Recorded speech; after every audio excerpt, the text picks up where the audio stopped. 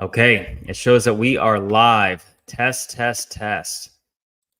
Hey, everybody. Hit a 1 in the comments if you can hear me and see me good. This is my first time doing this, streaming at both times. Let's see. It shows that it's not going on YouTube. What's that, baby?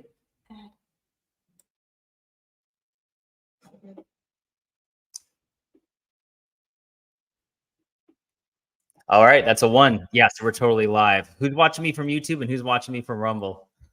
This is my first time ever.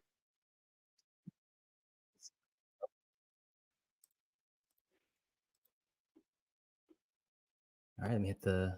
All right, perfect. I see there's a slight lag. I'm going to let people come in here. Hey, you got me on Rumble showing? And on YouTube? Right on. Okay, so sound check. Let me see a 1 if you guys hear me real good. And then we're going to get underway as more people filter in. Guys, I have so much to share with you. I just got back from Baalbek a couple days ago. I went from Baalbek to Egypt again, and I saw the most incredible things I've seen in my life.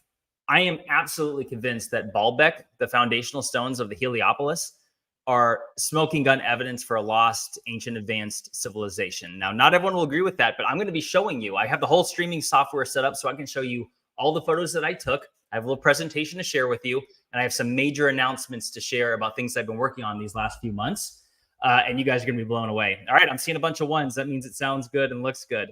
So this is my setup temporarily, guys. So here's the deal.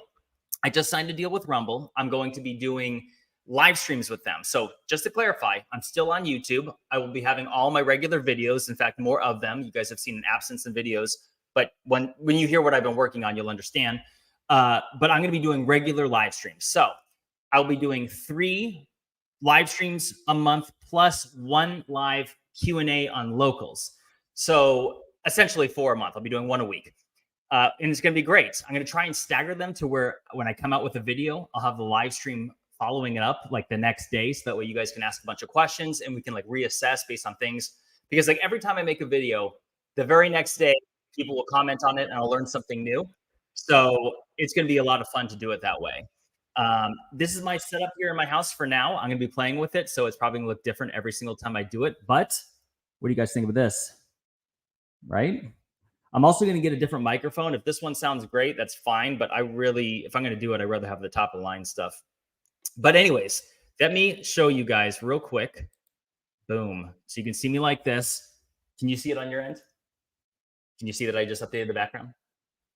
Give it a second and see if the picture updates. It shows? Sweet. So I'm going to be going through on my slides here, and you'll be able to see all kinds of good stuff. But okay, so some updates. People are still filtering in, so give me just like a minute before I comment, on some of the stuff I'm going to share, just because, a few hundred more people are coming. Hey, Chris Gregory, or Gregor, is how you say that? Thanks for the super chat. Hey, if anyone has any pertinent questions, throw me a super chat, and I'll definitely notice it. Thank you to John.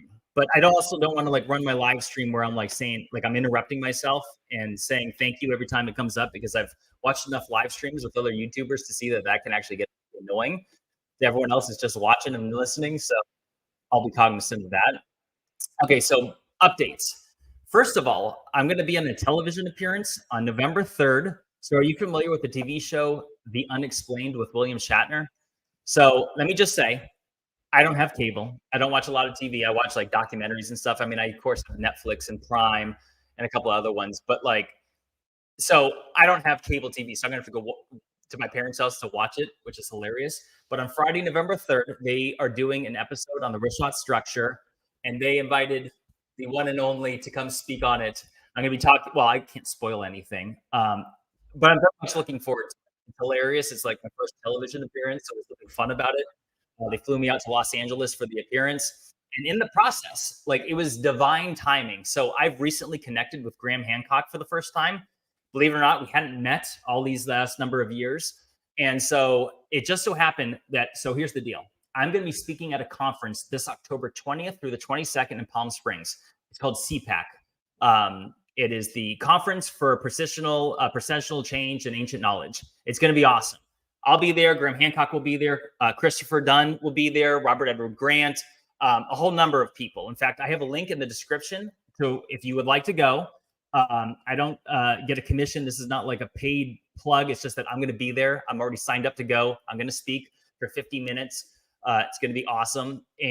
But if you're interested, there's a link down below in the description. Use the coupon code Ancient Wisdom. You get $100 off. It's still pricey, like it's $500.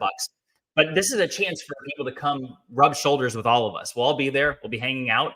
And so if that's something you guys want to do, it's going to be a real good vibe. Anytime you go to an event like this, you're going to be with other like-minded people. It's one of those rare circumstances where you have a bunch of, I say nerdy, which is a term of endearment for me, but in the same room, doing the same thing, there to seek more information and knowledge about our past and other interesting things. So if that interests you, awesome. But let me keep going along. I have a lot of things to share. So I have been working on, now I can't share too much because I've been told not to, and I signed a deal, but I am working with a production company on doing a documentary at the Rishot structure. They are looking to do a serious job on this one. It's going to require a lot of resources. I can't share the angle on what we're going for here. I've been asked to just leave it alone. We're currently pitching it. There's a whole process involved, but I've been working on this heavily for the last number of months. And here's the best part, because like whenever you hear these things, like with television appearances, like you don't have any rights to it. You have no creative control. Like for example, with the show, The Unexplained, we'll talk about the Rishot structure. They could edit that any way they please. Now, the way the questions and everything out of my mouth, because I was aware of it going in, there's no doubt in my mind that it's going to look favorable upon me. There was no questions or anything that I said that's going to like try to make me look like a fool. So with that being said, with this documentary, I am going to be an executive producer, which gives me creative rights, and I would have it no other way. So stay tuned. This is going to be a long process. It may never even see the light of day, but I'll keep you guys posted as I go. But I couldn't be more excited. And what's so wild about this is that the producer for the production company, after my last Joe Rogan appearance back in January, this gentleman was in a car to go to the airport, and the Uber driver was listening to Rogan. So they start listening to it, and this guy is listening to me rattle off, you know, the concentric circles, 3 of water, 2 of land, red, black, white color stones, you know, opening the sea at the south, all yada, yada, yada.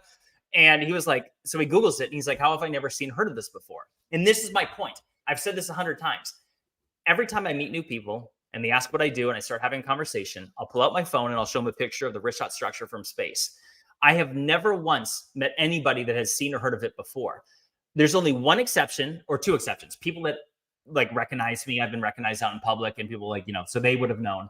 But one of the producers, when I was filming The Unexplained in Los Angeles, said that he was familiar with the site because he plays Civilization 6, the PC game. I used to play Civilization 5 a lot. Great game. Anyway, he said that the Rishot structures in Civilization 6, but what he had never heard of is the comparison to Plato's description of the lost city of Atlantis. So lots of fun. Hey, Rado, thanks for the $20. I appreciate the kind words as well. Okay, so how many people we got in here? We're moving along. So let me just keep going, guys. I'm going to start showing you some photos of this stuff, but I wanted to list off some other announcements because like you haven't seen a number of videos in a while, and I have a couple amazing ones cooking. One is involving some lost maps. I won't say of where, but it's like, it's going to get people thinking. But also I had an appearance on Tim Pool IRL. Many people will know who he is. He flew me out to Maryland. I did it on a Friday night. What was it, 2 weeks ago, 3 weeks ago? So go to Tim Pool IRL or Timcast IRL, excuse me, on YouTube, and you'll see me on there. And I had a conversation with a few awesome guys. You might like it. It was a lot of fun. I hope to do it again. Let's see what else I got going on here. I already mentioned the conference. If you guys are interested in coming, the link is down below. Let's see what else here. Oh, yeah. Like I was just saying, I met Graham Hancock. So the gentleman, Walter Cruttenden, is putting on the conference in Palm Springs. And this guy is an absolute gentleman. I am so grateful for the invite to come speak. And because of it, the divine timing, like I was saying a minute ago, is that the night before I was flying out to Los Angeles for the filming of The Unexplained, I get a random email from Walter. He said, hey, listen, or actually it was a couple days earlier, but he said, hey, listen, are you available on this date at this time? Graham Hancock is going to be here in town and we're going out to dinner. You're invited. And I was like, oh my God, I'm flying out in just a couple days. And that's the night before I'm supposed to film in Los Angeles. So the production people were amazing, and they literally rerouted my flight because I was going to fly into Los Angeles the very night that I was having dinner, which I never told anyone this, but it was my birthday. My birthday is June 5th. So like I didn't even tell Graham Hancock. He doesn't know. I wasn't about to tell them that I was linking up with them for dinner on my birthday because for me, the fact that I was flying out to Los Angeles for this television appearance on my birthday to me is fun. Like I don't even care about my birthday. I don't celebrate it. It's always friends or family that want to like go do something. But for me, I'm like, I just I don't know. I don't like things being about me. Believe it or not, some people won't believe that because like this guy on his YouTube channel. But I don't like. I just it just makes me feel uncomfortable, and I just to me every day is my birthday. Every day should be a celebration. Sounds cheesy, but it's kind of my spiritual philosophy of things. Anyway, so yeah, I had dinner with Graham Hancock on my birthday, and it was a ton of fun. The guy is a total gentleman. Like I didn't know totally what to expect. Like everyone I know that's met him loves him. But I'm like, mildly intimidated because I'm like, look, let's be real. This guy has been studying these topics for like over 30 years, traveling around the world. I have so much I can learn from him. There's so many things that he's shared that like different things I look back at my videos over the years that I've gotten wrong, little details there. So it's like to me, I'm like, this guy's like my teacher. So I was really interested and curious to see what it'd be like when I met him, and we hit it off. I hit off with his wife Santha, who's a sweetheart, a total. She lights up the room. She loves to laugh, and she's a good time. So, anyways, I thought that would be fun to share. You guys, some of you would have known. So, people who follow me on social media, Instagram, go follow me there. I guess if you care about me enough, like Instagram's such trash. Like they recently censored one of my posts talking about the Constitution. So, like Mark Zuckerberg is absolute trash. Like guys, when it comes to freedom of speech, this is the only way, and this is one reason why I'm partnering with Rumble, as I'll tell you. But as I'm going down my little tangent here, follow me on Twitter though. I've really upped my presence on there. I love it since Elon has took over. I know not everyone's an Elon fan, but I am a fan and a champion of anyone, or a fan of anyone that is a champion for freedom of speech. Guys, throughout history, like this goes in because a lot of people will say, "Oh, don't stay away from politics, Jimmy. Focus on the ancients." I'm like, I feel, and I mean this with respect, like I feel like a lot of people don't even know what the word politics means. By politics, are you talking about like history? Are you talking about current events? Are you talking about like history repeats itself? And there has been a common denominator throughout history, which is that people who suppress others, those who are tyrants about free speech, are always the bad guys. And if you're not paying attention, it's pretty obvious to me that we are in a cycle that's repeating itself. That if you look at what happened to the Romans, the ancient Greeks, revolutions in China, like it is, to me, we are witnessing things that were happening 100 years ago recirculate. And the reason why history repeats itself is because humans haven't changed. We're wired a certain way. We are a flawed species in many ways, or at least the people who want to run the show are. And so anyways, yeah. So with that being said, and I know I'm all over the place because I'm having a good time, but follow me on Rumble. Rumble is a alternative platform to YouTube, and many, many other YouTubers who have been censored are migrating over to Rumble because they are definitive on freedom of speech. They are absolute on it, and they have been very, very good to me. They're promoting me there, and so some people are like, oh, they're an alt right website. I'm like, what is no? Like that's silly. It just so happens that all the alt right people, so to speak, got censored. But you guys need to know, I got a strike on my channel, a community guideline strike from a video I had made in 2017 talking about Ashton Kutcher addressing Congress on the topic of sex trafficking. Let that sink in. Years later, they give me a strike on my channel. 3 and you're gone. So it's like, first of all, it's unbelievable to me. And I appealed it, denied. So I have to cover my ass. Like I have got to put my ducks in a row. I cannot rely on YouTube. And besides that, it's time for me to start living my best life and become who I was born to be in this online realm. I have held back. The reason why you guys haven't seen videos on a regular basis is because I'm watching the world go heading into a great calamity for so many reasons, not just economic, but like macroeconomic or macro turmoil across whether it's China and all these other things, like all this, the lie about Ukraine, like it's hard to know where to begin. All the lies that we've heard in the last few years involving the pandemic, like if you want to even call it that, like guys, I've been watching what's going on, and the feeling that I've had to bite my tongue out of fear of censorship aggravates me and upsets me like no other. I have like a scattered brain, as you can probably tell just from listening to me talk here. I'm an excitable person. So, like, I'll be working on a video. Like a few months ago, I was supposed to be done on the video on these lost maps of a certain place that are going to blow you away. But as I'm watching other things happen in the world, my attention goes that way. And all of a sudden, I want to make a video on this, but I'm like, well, I need to finish this video. And then something else happens in the world. I'm like, oh my God, I need to tell everyone what's going on. So the long story short is that I haven't done that because I'm like, they're going to censor me. Because even the topic of climate change. So one of the pleasures I had when I was on Tim Pool was that I wanted to give a brief little presentation, so to speak, a little, to talk about how the Sahara Africa, I believe, debunks the man-made climate change agenda that's going on today. Keyword agenda. I'm not because people immediately like, oh, he's anti-science. He's saying humans aren't destroying the world. Hey, hang on a second. I remember during all the lockdowns how all of a sudden the skies over Los Angeles cleared up. I remember during the lockdowns that the canals of Venice all of a sudden were clear and dolphins had returned. I saw those things. I also know that, like, if I'm driving around, or let me say walking my dog, and in the morning, and people will be going to drive to their jobs, and they drive by and I smell their exhaust fumes. My body feels repelled when I smell it. I don't like it. So, like, what I'm about to say next is this, that when it comes to the agenda, there are powers that be out there that want to take your tax money to fight carbon, and it's not going to do anything. It's nothing but a power shift. But the climate change thing is going to be the next thing that's going to have tyrannical control. Just today, the UN Secretary General was talking about how they need social media platforms across need to now go after people that are spreading dangerous climate misinformation. What? Notice how in these climate change discussions, and by the way, I'm going to be talking about Baalbek in a second to everyone tuning in, but I need to get this off my chest. Notice how in these man-made climate conversations, they never talk about the Roman warming period of 2,000 years ago when there was an abundance of wine vineyards, Roman wine vineyards in the UK. A lot of people don't know that. There was warming throughout the northern hemisphere, or different regions of the northern hemisphere, let's say, including the Mediterranean. And they believe it's related to the sun, by the way. Then fast forward between the years 1350 and 1850, approximately, there was a 550-year window called the Little Ice Age. Google it.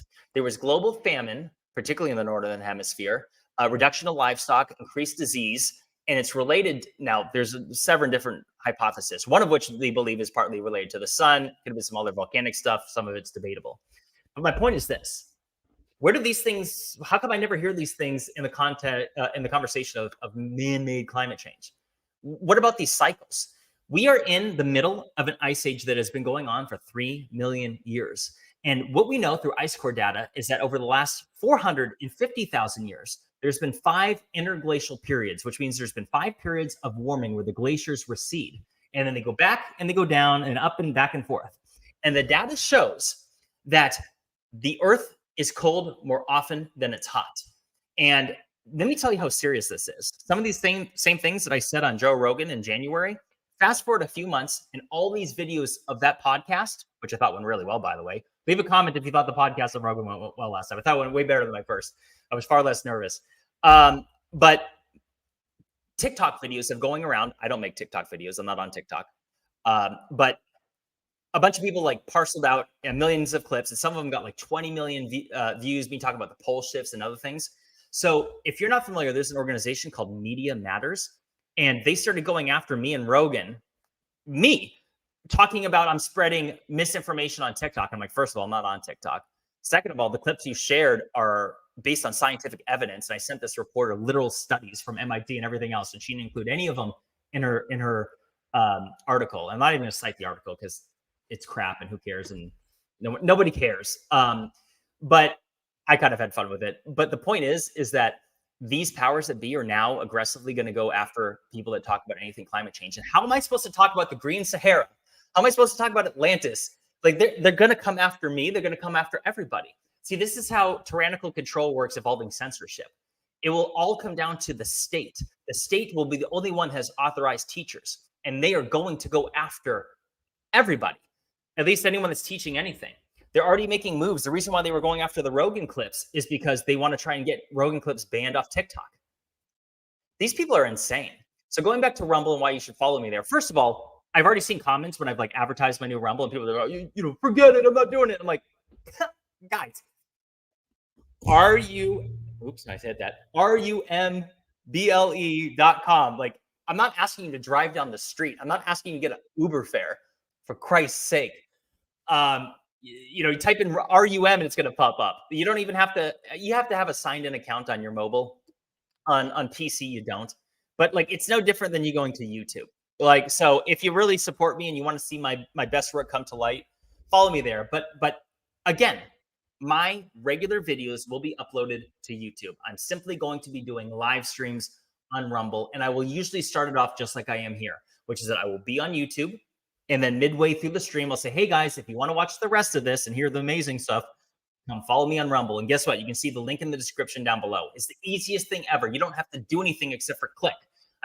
I know a lot of people hearing this, like, yeah, no big deal, I'll do it. But there's always, it's the internet. So some people are like, I'm not going to Rumble. Shut up. Come on. Okay, so hold on a second. Let me just see before I start showing you some amazing photos of ball. Let me just double check to see if I have any pending super chats. I guess I don't. If anyone has an amazing question, fire it out now, because I'm about to mind F you with these photos. Okay. Dun, dun, dun, dun. First of all, let me tell you something I'm really excited about involving where I just went. So, actually, let me give this person a shout out. So, while I was inside the Temple of Bacchus in Baalbek on the platform of the Heliopolis, I got a notification on my phone from someone called Lene that gave me $5 on Locals. So I meant to plug them as well. Locals is an alternative to Patreon, and they're also all about the freedom of speech. So support me there. You don't have to pay anything, but if you do give me like a monthly, fee, whatever it is, you can do $1, you can do $5, you do as much as you want or as little as you want. You'll have special access to some stuff. So let me plug that too while I'm at it. But anyways, this person, whoever Lene is, if you're listening, you popped up while I was in the middle of taking photographs in Baalbek. So I took a screenshot of it because I'm like, this means a lot to me. I'm going to give this person a shout out. So thank you. So let me keep going. We got like 2,000 people watching. Give me a second here. Let me just double check this. Am I in?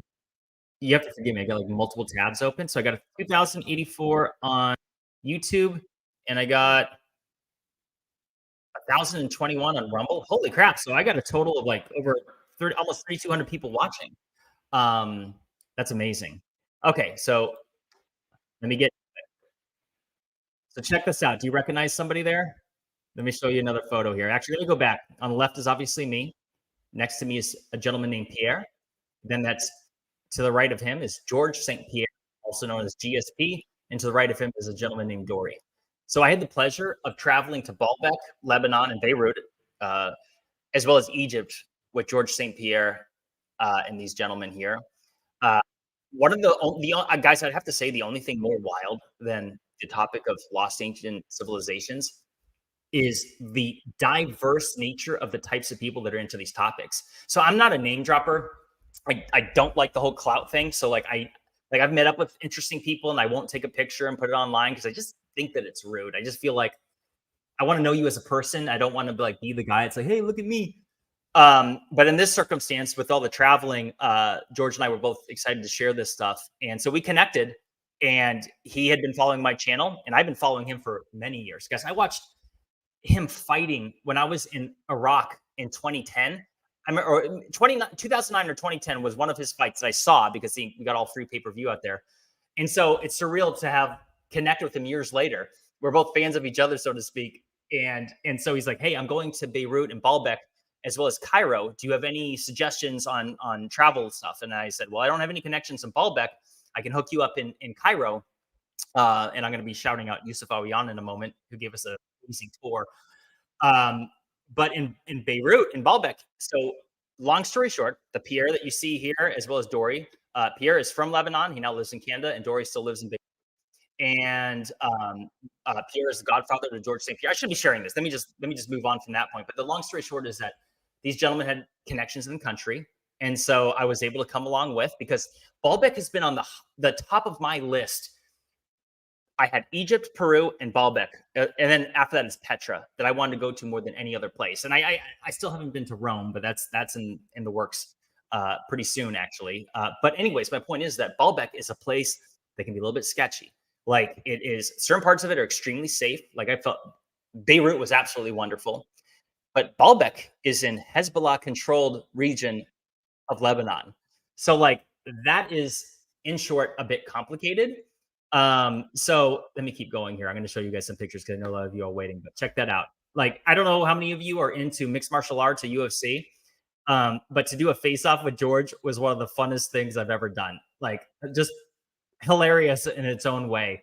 And I have to say that this guy is one of the most down to earth, sweetest people I've ever met. Total gentleman. He is friendly to everyone he meets. It was wild traveling with him because he got recognized everywhere. Like he is one of the more famous people around because people all over the world are into the sport of MMA. And so it was super fun to see him interacting with fans. We walking up and down the street, the airport, sitting at a restaurant. He got recognized at the entrance of the Great Pyramid of Giza by this chick, this girl. Like she was like kept doing the double take, and I looked at her and I'm like, it's him. And like because she was bringing up her phone. And anyway, so it's just wild to travel with him. But let me get to it because enough gushing over him. But I just want to tell the world just how grateful I am for the opportunity that I got to travel with him. And if it wasn't for him, I wouldn't have had this opportunity to go see Beirut because I was waiting. I'm like, I need to do this right. And because of it, I had the connection in Cairo. So I've given him the shout out before. He gave me my first tour in Egypt. His name is Yusuf Awiyan. He works for the Kemet School of Ancient Mysticism. They do tours, and there's other YouTubers that have traveled with him before, and I absolutely love him. I will have a picture in here somewhere. I'll have to cut to it, but I don't want to skip around. But if you're going to go to Egypt, guys, this guy gave us for free. He did it because we're his friends, but he gave us one of the most spectacular tours I ever could have imagined. And because he grew up across the street from the Sphinx, literally his house is still there. It overlooks the Sphinx. He's on I don't want to say what floor, but he's right there. And because his father had it, and his father is a gentleman named Akim Abdel Awiyan, and he was in the docu-series The Pyramid Code. And actually, hold on 1 second. 1 second, guys. Okay, I'm back. Hopefully you can hear me. The Pyramid Code. And so he's a super interesting gentleman. But anyways, where I'm trying to go with this is that if you want a dope ass freaking tour of Giza, if you're going to go there, hire Yusuf Awiyan. He'll give you a fair deal, but not only that, actually, he's way less expensive than many of the others. Like he's like half the price of Zahi Hawass tour. Like it's unreal. Like, but my point is that he has these connections, and so the guards know him out there on the plateau, and because of that, I don't want to say too much on the internet because I could put him in a situation with the antiquities department. But let's just say that we all know how the real world works, and if you know people, sometimes in life that affords you certain opportunities. You know, like things with keys and locks and picture opportunities in places that are forbidden. I'm not saying I had that opportunity, but so keep that in mind. He did us a real solid, and he blew GSP's mind. He absolutely blew his mind, and that said a lot. I'm gonna have to show you guys at some point. I don't want to like share too much because George is in the process of sharing things on his social media, but I have video of him going in to the Great Pyramid for the first time, so that was wild. But let's see here. Someone said, let me just give a quick shout out to S. Thank you for the $10. And Davey Oneness. I have a book about to come out. You're going to want to see. How can you get a copy? Email to me, or guys, hey man, blast it out to the internet and I'll on Twitter, and I'll recirculate that. But send me an email. It's in my description. But let me keep going, guys, because this is a live stream. So what you're looking at here in this photo is called the Stone of the Pregnant Woman. It is approximately 1,250 tons. It is 69 feet long, and it is 16 feet high by 16 feet wide. And it was, up until recently, the world's largest the world's largest stone ever cut and quarried. It is still attached to the bedrock. It is said to have been created by the Romans, but there's no evidence of that. And believe me, I'm going to debunk that here in just the next few moments. But look at that photo, and now look at me here. I'm 5'10" or 178 centimeters. And like I've said in my other videos, pictures do not do it justice. Like you'll see, I know you're smart and you'll stare at this, like, oh, I can kind of, but then when you see it with your own eyeballs, guys, it's always different. It's a behemoth. It's so much bigger than this picture. I look at this picture and I'm like, this is a sad representation. It's not showing everyone what they really need to see and just how amazing it is. There's GSP, George St. Pierre, standing next to it. Now he's 5'11", just for perspective. Let me keep going. You can see here where it's the various cut marks and whatever they were doing to scrape it out, and how it's still, that's the bedrock it's still attached to. There's Pierre standing next to it from the opposite end. And as you can see in this, oh, hold on, dog barking. Don't worry about it. See this? I don't know if you can see my mouse. Can you see my mouse in the screen? Probably not. Dang. Okay, so you can see the dirt line from left going horizontally down to the right. So up until just a few years ago, this was completely buried up to that point. And when they dug it out, they found another stone next to it, which I'm about to show you, which is now the largest stone ever cut. So let's see here. Get ready for it. All right, so this is from behind it. Get ready. Boom. Now, this picture in itself, because it's taken on ultra wide lens, it looks super narrow. But as you're going to see, this thing is so much bigger than the stone you just saw in these next few photos. So just to clarify, this stone is approximately 1,250 tons. Same stone. This stone is approximately 1,800 tons, 1,800 tons. Here you go. Wait for it. So it's just to the left here. So you're seeing it now in the opposite direction that I was just facing. In fact, let's see here. So look directly to the left, and you can see this little hollowed out point. That's the start of the stone. Now wait for it. Boom. This is one more photo. You're going to see a lot other. That's Dory standing on it. He's close to my height, I would say. So it's significantly wider, but wait for it. That's the depth of it. So you'll see another photo of just how wide it is. But what you're not seeing here, because we didn't climb down because we didn't want to like break our legs, because it looked real risky, and plus we were in a super rush, which is unfortunate, but it's the nature of life. But this is so much. I don't have the dimensions, but again, the other stone was 16 feet by 16 feet. This one is significantly wider and deeper than that. So stand by, you'll see some more photos. There's another one to give you a perspective. So it dwarfs this other stone, but I have more to show you. Hold on. So look at us there. There's me and George standing on it.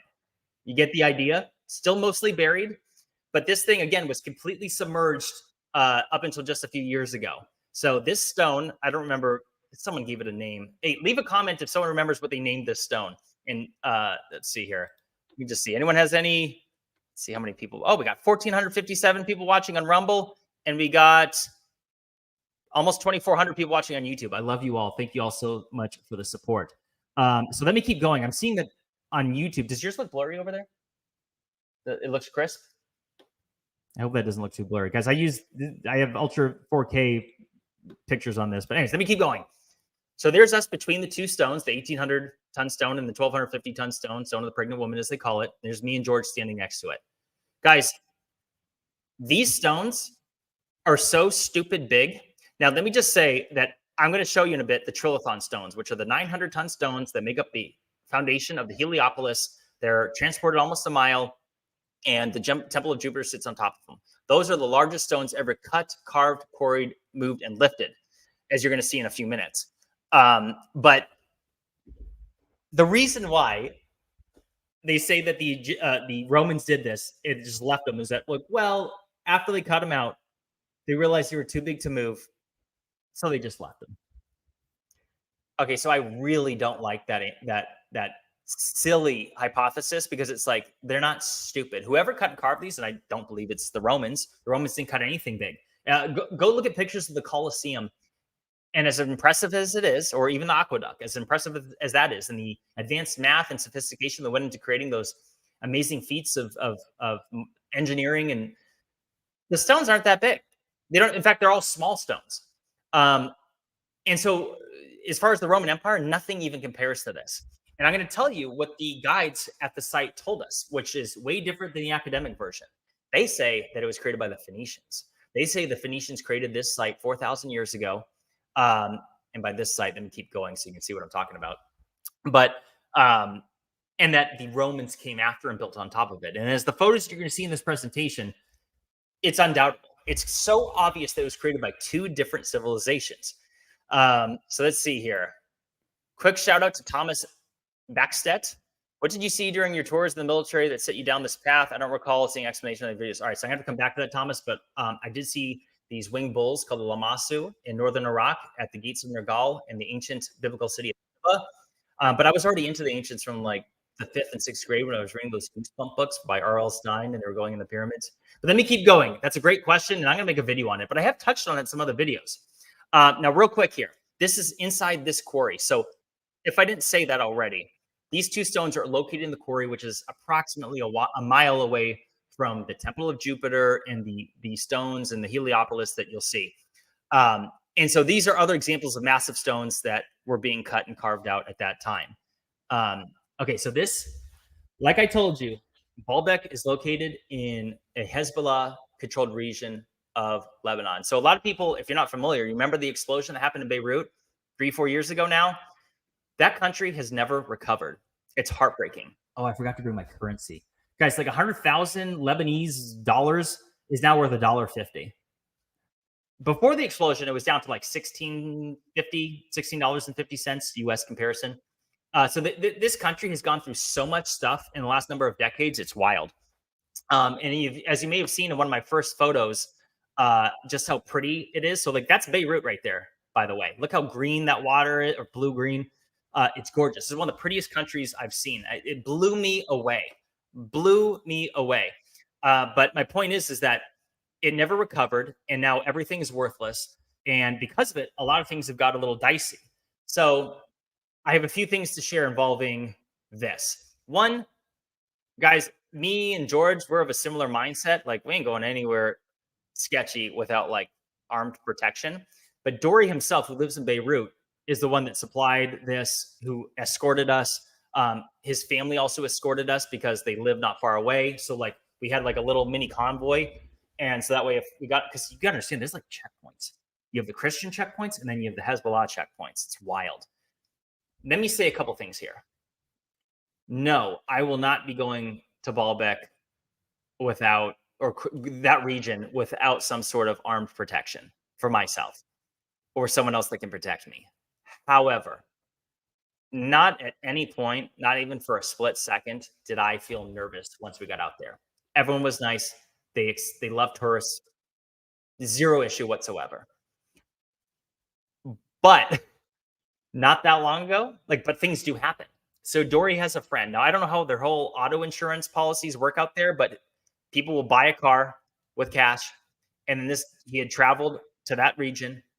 He got held up. They said, hey, this is our car now. You come back in 1 week with $10,000 if you want your car back. Otherwise, you're out, whatever, how much he paid for it. I didn't even ask what kind of car it was, but he would have been out, out of it. So he went back a week later and he gave the people the $10,000. He came up with the money and got his car back. So that wasn't even that long ago. So when I hear things like this, guys, I want to, because I'm trying to present this in a way that says, I really encourage you to go to Beirut. I encourage you to go to Baalbek. You will not regret it, but be smart about it. There's other people I know they're going to be doing tours and stuff out there. So I'm sure they'll have security, whatever. For me personally, guys, that AK made me feel real good. And that's not the only firearm that we had. And that stuff, you can get that so easy out there. So this wasn't, it wasn't a big deal. But, when I was advertising this for people who follow me on social media, saying hey, guess where I'm going? And a lot of people were guessing oh, he's going to Mauritania. He's going to the Eye of Sahara. Yeah, not yet. But when I go there, I'll definitely have something as well. But yeah, guys, to those of you who aren't familiar, I'm an Iraq veteran. I believe in guns. I carry a gun everywhere. In fact, when I start doing these regular live streams, I'm going to be talking about all kinds of different topics. Prepping, I'll talk about guns, all kinds of fun stuff. So if you're into those things, stay tuned. But anyway, so I have this photo of it, which I thought some of you would enjoy. Okay, this is the formal entrance to the Heliopolis that leads into the Temple of Jupiter, as well as the Temple of Bacchus, as you're going to see shortly. That's GSP with Pierre. Now, you see these 6 columns, stone columns? That is rose granite, and you're not going to believe this. That originates from Aswan, Egypt, some 800 miles away. Maybe 700 miles as the bird flies. These stones were transported, it may have been closer to 1,000 miles, depending on the road. And this is according to mainstream academics. This isn't some pseudo, these stones were brought across the world. Literally, the academics say, if you read any of the literature, it says, yeah, this is the rose granite that only originates. The only known place in the region that originates is all the way down in Aswan.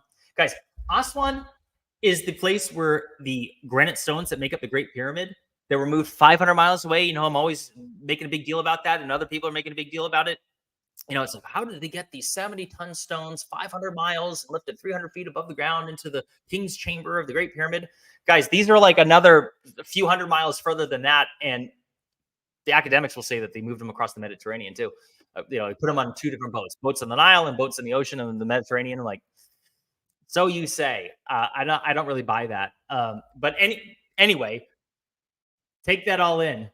Now that's me compared to a broken column. That is not granite. This is the limestone that originated in the quarry not far away. But look at the size comparison. I'll have other photos for you as well. Real quick, let me just give a quick shout out. Hey, thank you, Matt Bell, for the super chat, and Lost Worlds TV. Keep up the great work. But look at the size of this, guys. Again, like, I'm 5'10", and this thing is what? Another closer to 2 feet higher than me. I'm going to show you another photo. Wish I could zoom in on that. Is that okay? That didn't let me do it. Forget it. Look at that.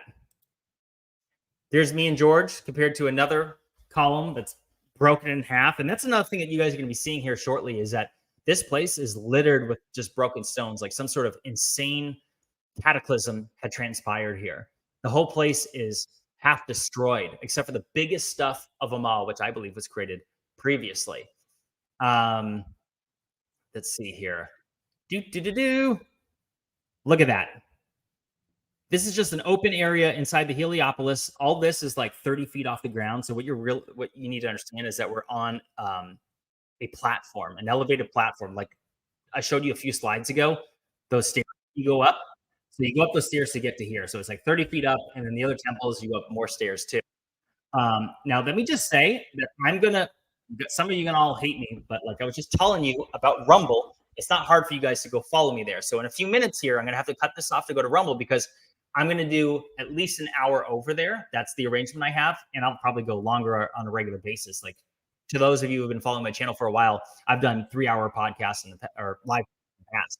So in a few minutes, I'm going to have to stop and go over there, so that way I have plenty to show you, because I have about 100 slides and I'm already at slide 27. But the most impressive stuff, all the most impressive things that you'll see, whether it's from the Temple of Bacchus and the Trilithon stones, that will all be over there. So let me see here, because I'm already 42 minutes in.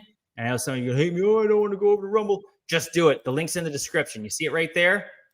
That it's live over there right now. And so once I end the live stream here on YouTube, it will just continue on Rumble simultaneously. It'll be continuous. So hold on a second here. I'm going to show you a couple more things before I do that. I got 2,500 people watching here on YouTube, and I got 1,700 people watching on Rumble. Guys, I'm so grateful. That's a pretty good size. That's awesome. I'm very grateful. All right, so hold on one second, because I got to get something ready here to show you.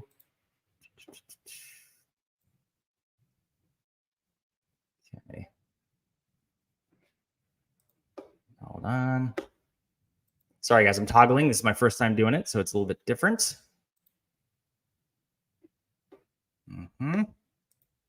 Hold on.